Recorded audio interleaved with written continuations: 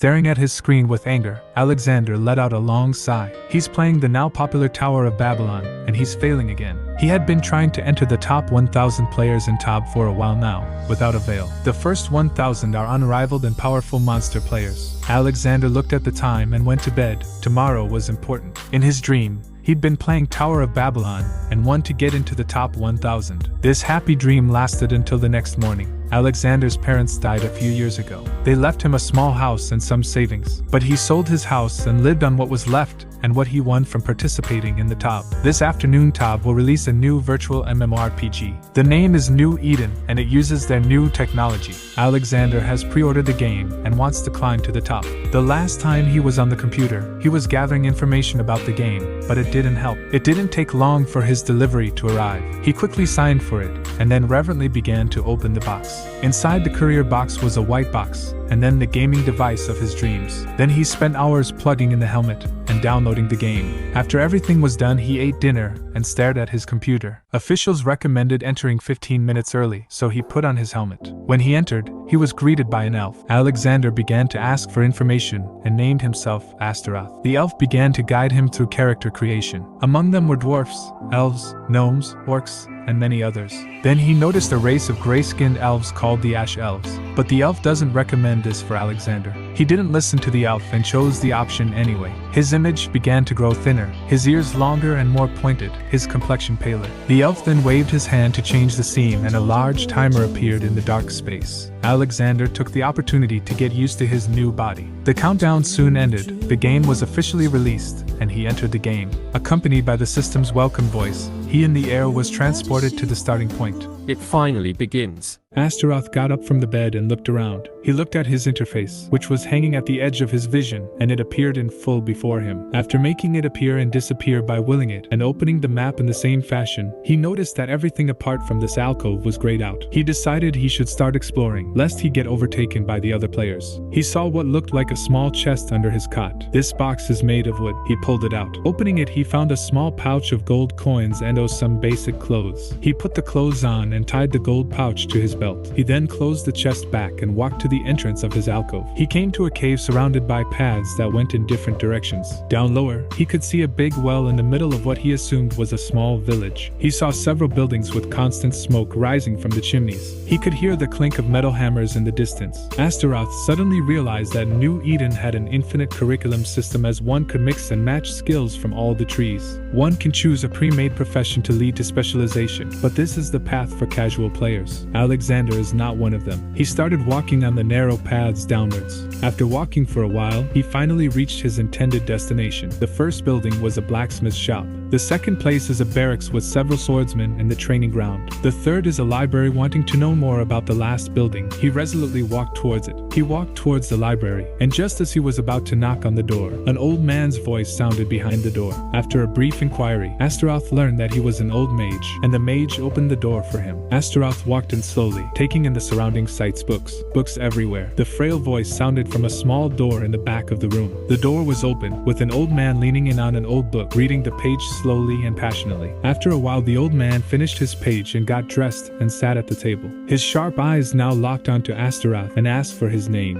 Astaroth was puzzled and froze for a moment. The mage reiterated, slightly annoyed. Astaroth bowed slightly and said his name. The old mage asked him why he was here, and Astaroth said that his target was a sky full of stars. Astaroth said he lacked some knowledge and skills to become a great magician. Before teaching Astaroth, the old mage decides to let him do something, such as bring back the new kettle he asked the blacksmith to make. The old mage took out a bag of gold coins from the cabinet. The old mage said that he had not drunk good tea for several days. After Astaroth took the gold again, a task notification popped up, and he grinned. Astaroth turned to leave when the old mage suddenly spoke up. F.A. sure said that he did not need to have special respect for him, and usually called him sir, then waved at him. Then Astaroth walked towards the smithy. He could feel the ambient temperature rising as he got closer. As soon as he entered the building, he was assaulted by a heat wave strong enough to make any person weak to their knees. Astaroth had a small bell and hammer on the counter in front of him. A fat man walked out behind the counter and asked Astaroth for what he was coming for. The master asked me to bring the kettle to Astaroth in response. I got it, the blacksmith replied, crouching under the counter.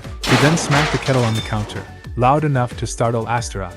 Leave the money on the counter and scram, wee lad. I got work to do. he said, walking back across the curtains behind him. So he threw the small pouch of coin on the counter, took the kettle. Escape this dangerous place quickly. Mr. Open the door, Astaroth said. Who is it? The old mage's voice sounded from inside. It's Astaroth, sir. I got your kettle from the blacksmith. Astaroth quickly answered. As he said that, the door once again unlocked and opened on its own. Astaroth carefully placed the kettle on the bottle rack. Ah, yes. Thank you, young man, the old mage said. Quest complete. Attributing rewards. +5 reputation with the old mage. Mage skill tree unlocked. First skill acquired by default. Learning first skill. Astaroth's eyes sparkled as he saw this. It was short-lived happiness, as a surge of pain grew from inside his head. "Arg!" he yelled as he collapsed to the floor. "What's happening?" he screamed in pain. The mage looks at Astaroth with a sad smile and asks Astaroth to make him tea with magic. He closed his eyes and imagined the kettle full of water in his head. He felt a cooling sensation coming from his head, going outwards. Finally, he filled half of the water in the kettle. A small flame gathered in his hand, but the temperature was too low. The old mage told to use wind attribute magic to strengthen the flames. He used the power of the wind to make the flames more violent. The old mage congratulated him. In time, he may become the most powerful magician.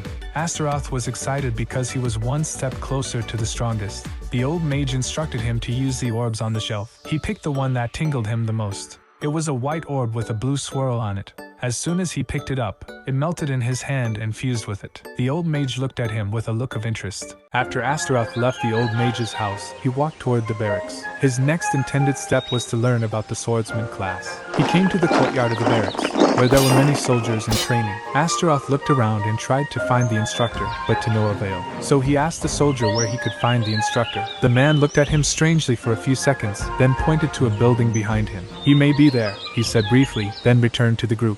"Thank you," Astaroth said, with a slight bow. Then he entered the building, and as soon as he entered, he saw many soldiers resting at small tables. Many of them looked over at him when he entered. He asked around, but the soldiers rudely shooed him away until one of them finally answered him that the instructor was out training. Astaroth quickly thanked him and left the barracks. He then asked a passerby for the way out of the cave they were in. The woman pointed him to the east and said there was an entrance there. After a while, he came to the entrance of a cave covered with a layer of blue light. When he passed, he received a system prompt. "You will be leaving the safe zone. Please stay safe. Good luck, adventurers." He continued to walk down the path when suddenly he heard howling in the distance. Astaroth quickened up his pace and went towards the noise. Soon enough, he saw something flying at him through a thicket. He ducked down, and with a loud thump, the object hit the tree behind him. He looked up, and there on the trunk of the tree, at the height of his chest a few seconds ago, was a long sword. He quickly made his way through the bushes to a clearing. In the clearing, a man was wrestling with a huge black bear. The black bear was the size of a school bus, and it was bleeding all over, its eyes bloodshot. That person was also seriously injured, holding a dagger in his left hand, probably a backup weapon. Giant black bear level 36. Grade special. Health 278. Cloud SDRYPH. Weapon trainer. Level 30. Grade rare. Health 356. Astaroth read their information and realized that he had broken into something. He tried to get away as fast as he could but stepped on a branch as he backed away. The black bear turned his head to stare at Astaroth. Astaroth quickly turned around and ran with all his might. He could feel the bear quickly chasing him. Astaroth uses magic to ignite the bear's pellet. Caster magic power 5. The creature will lose 1 blood per second. What the fuck? Is this tickling it? The bear kept running after him, barely noticing its fur burning. The man was still breathing heavily and barely standing up. The man looked up at the duo running back towards him and struggled to lift his dagger in an attack position. The bear stopped in his tracks and turned to face the wounded man. Did he just taunt the creature? Astaroth thought. He did not want to stay anywhere near that dangerous creature, so he kept running. He arced towards the path he had come from and exited the glade. He was so ashamed of his escape that he stopped it. A sharp look appeared in his eyes as he resolved himself to die fighting. He turned around to go back, but a glint flashed in the corner of his eye. He saw the sword stuck under the tree. Astaroth tries to pull out the sword, but it stuck out. He had to use all his weight downwards to free the damned thing. The sword fell heavily to the ground. Astaroth got a system prompt and skimmed it. The system tells Astaroth that his level is too low to use the sword. He would not give up though. so he gripped the weapon tightly and dragged it on the ground towards the fight. When Astaroth goes back to save the tamer has been knocked out of the way by the bear and lands hard on the ground, making it difficult to get up. He put his mind into overdrive, trying to find a way of helping him. A thought flashed through Astaroth's head, and he thought of a way he could save the tamer. He calmed himself down first. Astaroth concentrated on the sword and conjured wind around it, making the blade slowly float up. Astaroth pours his mana into the sword and takes it at full speed towards the black bear. The handler is on the ground waiting to die, but the tamer didn't wait to die. Astaroth arrived in time to save him and stabbed the bear. This shows the data related to the black bear, as well as vital information and combat data, etc. But the black bear was not dead.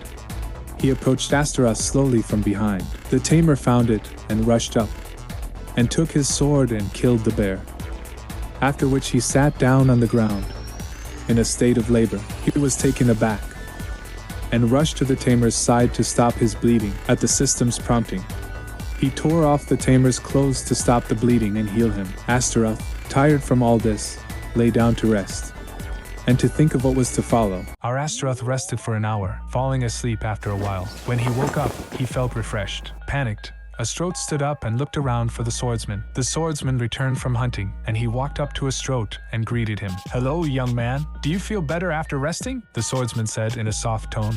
Yes. Thank you for asking. Thank you for bandaging me," Astaroth replied. "Why did you come back after I told you to escape?" the swordsman said, looking slightly angered. "Would you have preferred I let you die, sir?" Astaroth asked, still confused. "All I cared about was you making it out alive," he said, looking at Astaroth with a tinge of rage. "If you don't hurt that bear with your sword, that bear will kill you. So why don't you leave?" the swordsman asked as he looked Astaroth in the eye. "I refuse to let someone die for me," Astaroth replied firmly. "Well, Astaroth, you are reckless and stupid, I thank you, but never do it again." The swordsman accepted the matter of training the sword and told him to visit him at the barracks the next day. After bidding farewell to the trainer, Astaroth walked back to his alcove. He appears in the game at noon. Time dilation from gaming to real time is 2:1. There are 2 days left until the competition. He opened the list of skills and found that his mana was insufficient, so he would need to find potions or consumables that filled it back up.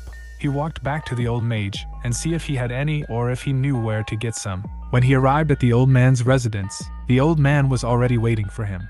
This time he easily passed through the books to reach the inner room. The old man had learned about him and inquired about the reason for his arrival. Also, the old man told Astaroth to remember the lesson of this death. Astaroth says he wants to know how to get his mana back. The old man frowned and told him it wasn't that easy. He expressed some doubts about the old man's words. The old man told him that only the big city could make potions like that, and he also said that it was almost impossible to successfully reach Astaroth nowadays. Astaroth asked if it was really that hard. The old man told him that that kind of black bear was just the most common monster, and that there were other, more powerful monsters in the forest. Astaroth's face sank, feeling like he was going to be stuck here forever. The old man noticed his expression and motioned for him to follow him. The old man took him to the library and opened the organ. Then the library sank into the wall to reveal a staircase going down. Below is a spacious cavern with a glowing sphere in the center. The old man said that the sphere was a shield for this place, and that he was going to train him here. Astaroth agreed solemnly as if he had seen hope.